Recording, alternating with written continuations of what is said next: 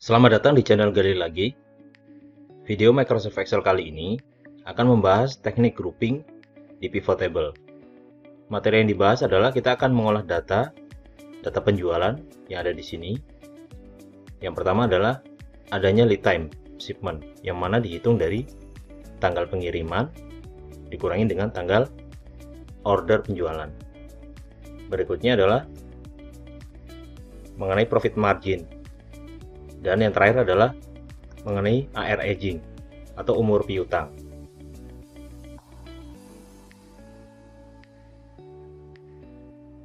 Di video sebelumnya mengenai pivot table, kita sudah membahas mengenai teknik grouping secara basic. Misalkan kita ingin membuat grouping negara ini berdasarkan dari grup, kita bisa lakukan seleksi, kemudian klik kanan, grup, atau melalui menu pivot table analyze, lalu group selection. Di sini misalkan saya kasih nama Asia, dan yang terakhir ini saya kasih grup, namanya adalah Europe. Sama halnya untuk grup tanggal, misalkan kita ada pivot table yang baru di sini, saya akan tarik data order date, maka secara default Excel akan memberikan grup untuk tanggal berdasarkan dari tahun, quarter, dan juga bulan. Dan bila kita lihat di group selection, maka tahun, quarter, dan bulan akan diseleksi sehingga membentuk grup seperti ini. Bila kita ingin melakukan ungroup untuk tanggal, kita bisa klik ungroup dan datanya sudah di ungroup. Kemudian kita buat grup baru untuk tanggal. Misalkan saya ingin membuat laporan penjualan per 7 hari, ya kita bisa klik group selection atau group field. Untuk tanggal dia ada pilihan group field. Di sini saya pilih hari, kemudian saya masukkan ini 7 hari.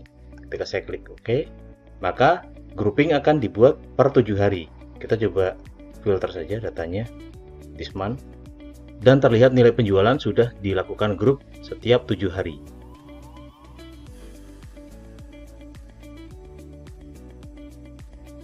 Setelah kita mempelajari teknik grouping untuk tanggal dan juga teks, maka kita bisa lakukan juga teknik grouping untuk angka.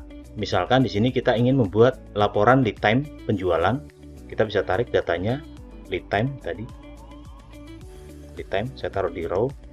Saya akan melakukan grouping ini per 30 hari. Maka dengan cara yang sama kita masuk ke pivot table analyze, lalu group selection. Kita pilih di sini starting at-nya adalah 1. Kemudian di sini tetap 50, di sini 10. Maksudnya adalah saya ingin membuat grouping dimulai dari angka 1 sampai dengan angka 50, di mana intervalnya adalah 10. Jadi sama saja nanti akan dibuatkan teknik groupingnya adalah 1 sampai 10, 11 sampai 20, 21 sampai 30, dan seterusnya sampai dengan angka 50. Dan apabila ada nilai di luar ini, maka akan dibuatkan kurang dari atau lebih dari. Kita coba klik OK, dan terlihat datanya sudah dibuat seperti ini. Untuk melakukan perubahan, kita bisa klik lagi group selection. Di sini misalkan endingnya saya ganti 40 misalkan ya. Maka datanya pun akan diupdate. Kalau kita lihat dari group selection, di sini kita ingin membuat grouping dari angka 1 sampai angka 40. Tapi di sini ada kurang dari 1 dan lebih dari 40. Sebenarnya yang kita buat adalah ini, cuma karena ada nilai yang kurang dari 1 dan juga lebih dari 40, maka otomatis akan dibuatkan datanya. Kenapa di sini 41 bukan lebih dari 40?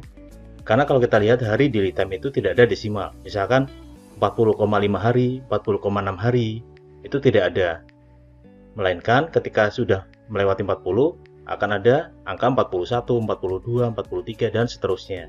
Sehingga di sini lebih besarnya bukan lebih besar 40, tapi lebih besar dari 41. Tapi untuk memudahkan kita bisa ganti juga di sini. Kita ketik manual lebih dari 40. Sementara untuk yang ini kurang dari 1, kita ganti dengan same day misalkan. Itu tidak masalah. Ketika kita melakukan refresh, data ini tetap bisa berfungsi dengan baik. Jadi analisa yang ada di sini adalah saya ingin menghitung total modal kerja untuk pengiriman selama 30 hari misalkan ini. Ini total cost adalah total pembelian material, sementara ini adalah total penjualan. Semisal kita melakukan pembelian barangnya itu secara cash, maka kita harus menyiapkan modal kerja sebesar 35 juta USD untuk 30 hari. Misalkan seperti itu.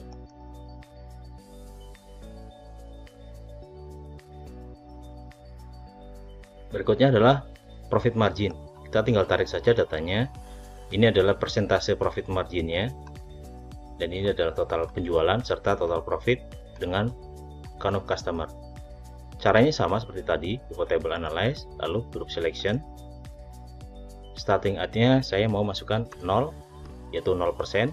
Kemudian di sini 0,5 dan intervalnya adalah 0,1. Ini 0,5 maksudnya adalah 50%. Jadi saya ingin melihat grup profit margin dari 0% sampai 50% dengan intervalnya adalah 10%. Ketika saya klik OK, maka akan dibuatkan datanya seperti ini. Di sini adalah 0 sampai dengan 10%, kemudian 10% sampai 20%, dan seterusnya. Dan sayangnya di sini angkanya tidak dalam bentuk persen, melainkan bentuk desimal, yaitu 0,1 sama saja dengan 10%. Kita bisa ganti datanya ini. Misalkan di sini kita ganti kurang dari 0%, dan untuk yang data-data ininya kita coba ganti ya. Oke, datanya sudah saya ganti. Kita akan lakukan uji apakah dengan kita merubah label yang tadinya desimal menjadi persen, apakah masih bisa berfungsi atau tidak. Kita lihat di sini datanya ada jumlah customer 15.603 dan kita akan coba ubah datanya. Kita masuk ke data. Misalkan di sini ada profit margin minus. Ya, kita coba ganti datanya. Di sini misalkan 40. Jadi menjadi plus. Kita masuk ke profit lagi. Di sini, ketika saya lakukan refresh, maka harusnya di sini adalah 15.602. Kita masuk ke data refresh all, maka datanya pun sudah berubah. Kelebihan dari teknik grouping, kita bisa buang fieldnya sehingga menjadi seperti sedia kala, lalu kita masukkan lagi profit margin, maka datanya pun otomatis di grouping. Tapi bila kita lakukan edit, misalkan kita masuk ke pivot table analysis lagi, kita lakukan edit, misalkan klik group selection dan kita klik OK, maka akan berubah seperti sedia kala. Kita undo saja, Ctrl Z.